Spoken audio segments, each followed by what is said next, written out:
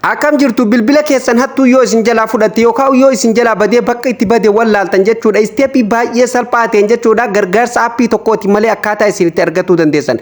Akkasumallee nama isin jalaa hate san akkaataa isin irratti dawwaluu dandeessan. Yoo siim kaardileen keessa jiraatu baatte jechuudha. Nama san irratti akkamitti akka itti dawwaluu dandeessanii fi eessa akka isin harkaa bu'ee akkaataa isin itti argachuu dandeessan bakka niitoorkii jiraate bakka niitoorkii jiraatu baate argachuu ni dandama. Akkamitti kan jedhu bal'inaan isin argisiisa. Viidiyoo kan hanga dhumaa yoo daawwattan isteepii baay'ee salphaa ta'een ni hubattu jeetii yaada. Baga irra deebiin gara chaanaala Oromaan dhuftan namoonni haaraa dhuftan sabiskiraayib godhaa maatii keenyatti dabalama.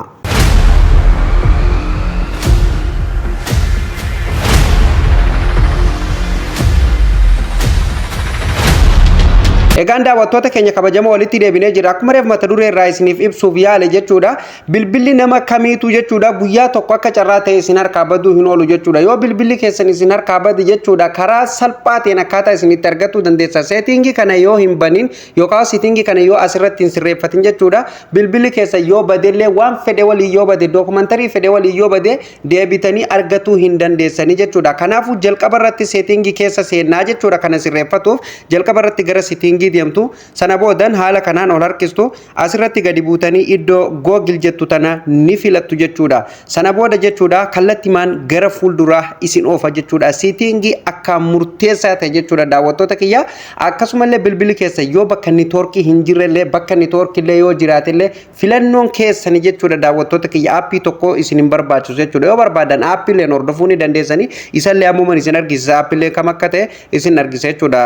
Immoo irra guddaan gara nan isin argisu kana yoo sirreeffatan baay'ee murteessaa fi akkasumallee faayidaa qabeessa jedheetiin amanaa jechuudha. Haala kanaan eegaa akka keessa dhuftanii gubbaa kanarratti iimeela keessan deebifadha. Iimeelli isin asirratti deebifachuu qabdan kan paaswordii isaa beektan kan lakkoofsi isaa dalagu. Maaliif yoo bilbilli keessanillee isin jalaa bade paaswordii isaa san dirqama beekuu qabdanii jechuudha. Iimeela kanaan barbaadan jechuudha. Akkamitti akka ittiin barbaadanii fi akkamitti akka isin asirratti hidhachuu dandeessan isin argisiisa jechuudha. Kanaafuu eegaa haala kanaan as keessa dhuftanii asirratti gadi buutanii find my device ka jedhu kana ni argattu jechuudha. Kiliik irratti gootu jechuudha daawwattoota kiyya sirriitti isiniif gala jedheeti yaada isiniif ifaami.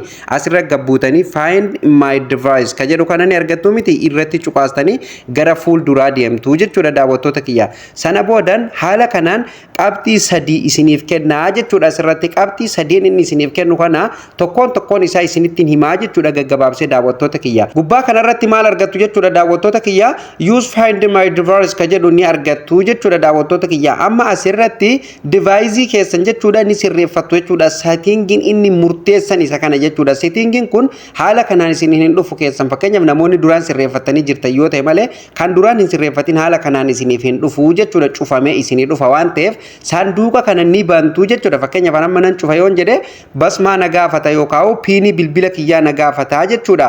So kanaafuu anama cufuu waan hin barbaadiniif nan dhiisa. Isin yeroo isin banuuf jettan piinii bilbila keessanii yookaan yoo ashaaraa qubaatiin qollofattan isin gaafata isin ta'uu fi hattuu ta'uu adda baafatuu fi jechuudha. Kanaafuu irra keessan ashaaraa keessa yoo piinii ta'ellee itti nattanii san booda kallattiimaan gara banutti isiniif deemsisaa jechuudha. Akkasumallee yoo cufuu deemtanillee haaluma saniin fingerprintii keessan isin gaafata jechuudha daawwattoota kiyya banaa jira. Haala kanaan banadhaa isinilleen tokko kun amma lammaffaa irratti wantoota asirra jiran kana isinin argisiisaa jechuudha daawwattoota kiyya. Fakkeenyaaf information tokko asirratti illee dubbistanii adda baafatuu ni dandeessan. Akkasumallee dabalataan jechuudha jala kanatti learn more about find my device ka jedhu kana irra cuqaastanii kallattiin bal'inaan gara fuulduraa deemtanii barnoota dabalataa asiin dubbisuu ni dandeessu jechuudha daawwattoota kiyya. Tole fuula kanarratti kan argamu kun maal akka ta'e isinittiin argisiisaa jechuudha. Kan reefu isiniin jedhe san jechuudha daawwattoota kiyya. Fakkeenyaaf offline bilbila keessan bakka itti bade argattu hattuu harkaa fudhatuu ni dandeessa kan isiniin jedhe jechuudha daawwattoota kiyya. Offline jechuun bakka niitoorkiin hin jirre sararaan ala eega bahee bilbilli keessan iddoo niitoorkiin hin jirrettillee bilbila keessan qabatuu ni dandeessu waan keessa jirullee keessaa balleessuu ni dandeessu jechuudha. Inni murteessan isa kana jechuudha. Maaliif namoonni tokko namoonni bilbila keessa beekan fa'aa bilbila yoo fuudhan niitoorkii irraa balleessan. Garuu niitoorkii yoo irraa badallee kana settingi kana sirreeffannaa bilbila keessan iddoo jiru location isa sirreeffatanii dura ready gootanii waan jirtaniif argatuu dandeessan.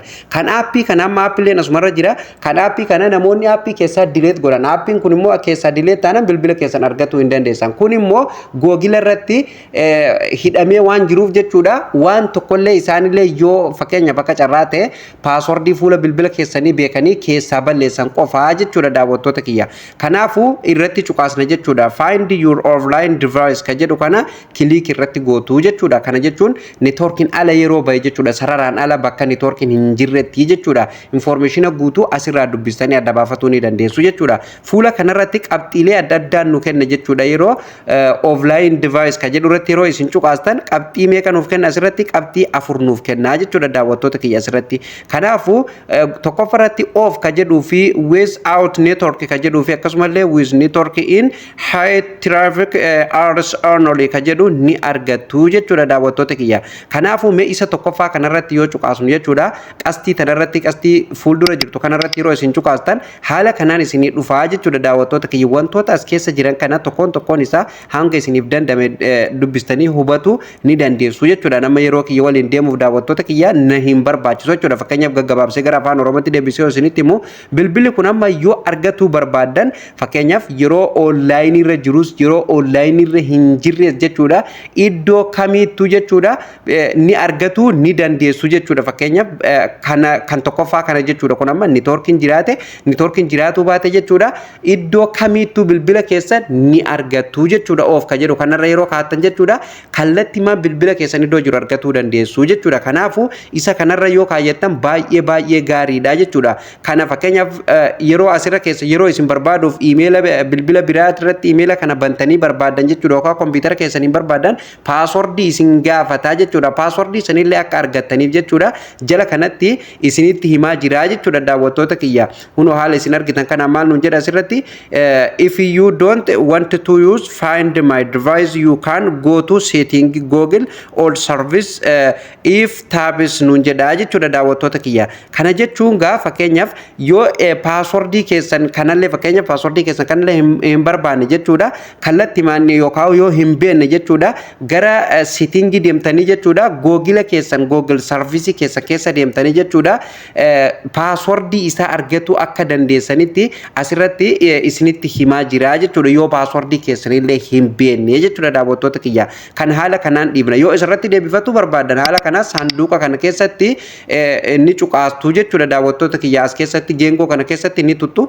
sana boodan haala kanaan jechuudha barbaade irratti isiniif deebi'aa jechuudha daawwattoota kiyya. Ani ammaaf irratti deebifadheetiin jira jechuudha. Kun haala isin argitan kana as keessatti halluu dibuu qabdanii jechuudha. Inni lammaffaa kun daawwattoota kiyya without network ka jedhu kuni kana jechuun gaa daawwattoota kiyya gabaabsee yoon isiniif himu jechuudha. Isin fakkeenyaaf amma jala kanatti wanti isin argattan meeshaan keessan jechuudha yeroodhaaf iddoo kuufame sanirraa yoo fakkeenyaaf namoonni fudhatee kan gara birallee deemu taate iddoo inni irraa fuudhame san milikeeffatu yeroo fakkeenyaaf namni sun toora irratti deebi'e toora networkii irratti deebi'e argatuu ni dandeessan. Akkasumallee restore godhullee akka dandeenyu nutti himaa jira jechuudha yeroo inni online irratti deebi'e jechuudha. Isiniif galee miti kun asirratti dubbistanii adda baafatuu ni dandeessu jechuudha. Yeroo inni toora irratti deebi'e argatuu ni dandeessu jechuudha. Tooraan ala baanan immoo meeshaa san argatuu hin dandeessanii jechuudha. Isiniif galee miti tooraan ala yoo bahe bilbilli kun akka networkii irra hin jirrellee isinitti himaa jechuudha. Fakkeenyaaf yeroo namni sun iddoo networkii irraa deeme isin emaila biraati yookaan kompiitara biraati meeshuma kamiinu yoo barbaadu seentan jechuudha bilbilli kan kee toorarra hin jiru sararaan ala jira jedhee isinitti himaa jechuudha. Garuu yeroo inni toorarratti deebi'e kallattiimaan argatuu dandeessanii jechuudha. Akkasumallee isa sadaffaa kanarratti maal nuun jedha with network in high traffic areas only nuun jedha jechuudha. Kana jechuun daawwattoota kiyya gabaabsee yoo isinitti himu jechuudha bakka tiraafikiin baay'een jiru qofa keessatti jechuudha kan waan kana argatuu dandeessanii jechuudha. Fakkeenyaaf waan kana isiniin jedhu tiraafikoonni fakkeenyaaf yeroo networkiin cufamanillee meeshaa ittiin hordofan ni qabani. Akkasumallee poolisoonni illee yeroo tokko jechuudha iddoo networkiin hin jirrellee jechuudha meeshaa ittiin hordofantu jira jechuudha. Meeshaa fakkeenyaaf bilbila bade kana jechuudha fakkeenyaaf emaila bilbila keetii yookaan middle number waan jedhamutu jira jechuudha. Lakkoofsa ittiin barbaadamutu jira jechuudha. Kan fakkeenyaaf yeroo tokko bilbilli yoo bade yookaan meeshaaleen adda addaa yoo badan nuti networkiin nu fayyadamnu kana maleetti tiraafikoonni kan fayyadaman jiranii jechuudha. Fakkeenyaaf jahasoota adda addaatu jira, meeshaalee adda addaatu jira. Mootummoonni fakkeenyaaf poolisoonni kan ittiin barbaadan maqxaa adda addaa irra deemanii jechuudha. Kan kallattii adda addaatiin meeshaalee adda addaa fayyadamanii kan namoota adda addaatii fi meeshaalee adda addaa ittiin hordofantu jira jechuudha. Neetwoorkoota bakka bilbilli keessan dhaqeessan neetwoorkillee yoo jiraates yoo jiraatu baateellee jechuudha. Wantoota akkasiisanii malee akka argatu hin dandeenye nutti himaa jira jechuudha. Bakka neetwoorkii jiraate bakka neetwoorkii jiraatu baate bilbilli keessan guutummaan guututu ni qabama jechuudha. Maaliif maqtaa isaa isin onlaayiniin maleetti illee akka dalagu godhattanii jirtan waan ta'eef jechuudha. Daawwattoota kiyya wanti isin dagatuu hin qabne immoo paaswordii fi iimeela asirratti qabattan kana gonkuma dagatu hin qabdanii jechuudha. Haala kanaan amma yeroo of duuba deebitan kunu asirratti of nuun jedhe offlaayinii akka jiru jechuudha nutti himaa jira jechuudha. Daawwattoota kiyya isin kan barbaadan rakkattanii jechuudha. Daawwattoota kiyya filannoon keessan inni lammaffaa aappiin kan barbaaduu dandeessanillee kunu aappiin asirra jira jechuudha. Ofumaan fakkeenyaaf kan googilli qopheessee ture jira jechuudha. Find my device app ka jedhu kana yeroo isin cuqaastan kallattimaan gara googilaa keessa isin fudhata yookaan pilaastorii keessan keessa isin fudhata. Pilaastorii irraa akka gadi buufattan aappii reedii isiniif godhe achirra isiniif kaa'ee jira. Aappii gadi buufattanii iimeela irratti galfattanii bilbila keessaniin eeggatuu ni dandeessu jechuudha. Dookumantarii adda addaa bilbila keessan keessatti incitii adda addaa qabatanii deemuu dandeessan jechuudha. Akka carraa ta'e bilbilli keessan yoo isin jalaa bade karaa salphaa ta'een haala kanaan argatuu dandeessu jechuudha. Daawwattoota kiyya sanduuqa kanallee banuu hin dagatinaan isiniin jedha. Yoo ifa isiniif ta'uu baate komentii jalatti na beeksisuu hin dagatinaan isiniin jedha. Daawwattoota kiyya barnoonni irra isiniif qabadhee dhufellee kana fakkaata. Kanarraaf qabadhellee asumarratti kan goolabamu ta'a. Namoonni chaanaala Oromaaniif haaraa tatanillee subscribe godhaatii maatii keenyatti dabalamaan isiniin jedha. Daawwattoota kiyya barnoota biraatiin hamma walitti deebinutti turtii gaarii qabaadhaa.